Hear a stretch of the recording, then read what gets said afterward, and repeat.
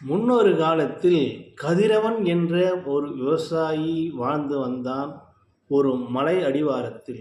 அவன் அந்த அடிவாரத்தில் முற்கள் புற்கள் கரடுமுரடான இருக்கின்ற போது அந்த இடத்தை செப்பனிட்டு நாம் நிலமாக்கினால் என்ன, நமக்கு நிலமே இல்லையே என்று புலம்பி அந்த இடத்தை செப்பனிட்டான்.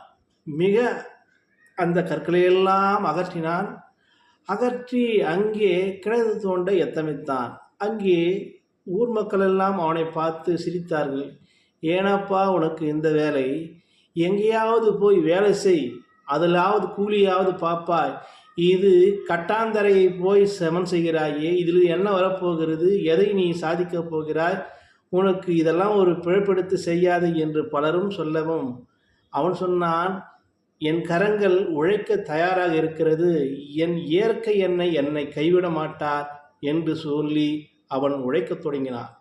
அவ்வழியாக ஒரு முதியவர் வழிப்போக்கர் வந்தார். அவரை பார்த்து சிரித்து, அப்பா இதோ இந்த இடத்தில் கிணறை தோன்று என்று சொன்னார். அதை சொன்ன அந்த கதிரவன் தேவவாக்காக எடுத்துக்கொண்டு அங்கே கிணறு தோண்டுகின்றான். அவனால் தோண்டிக்கொண்டே இருக்கிறான். அனிதினமும் தோண்ட தோண்ட பாறைகள் தான் வருகிறது, தண்ணி வந்த பாடாகானும். வெறுத்து போனான். அக்னி நட்சத்திரம் கொளுத்துகிறது, வெயில். அவனால் ஒன்றும் முடியவில்லை. இருந்தும் அவன் கடவாரியை எடுத்து பெரிய ஒரு பாறாங்கற்களை உடைக்கிறான்.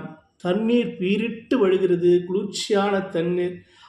அந்த தண்ணீரை எடுத்து பருகிறான். அமிர்தம் போல் உள்ளம் குளிர்ந்தது.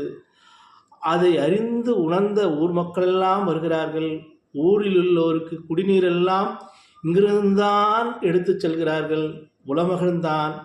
அங்கே ஒரு தோட்டமாக அமைத்து அவன் பல ஆண்டுகள் வாழ்ந்து சீரும் சிறப்புமாக வாழ்ந்து முடித்தான் வாழ்க்கையை.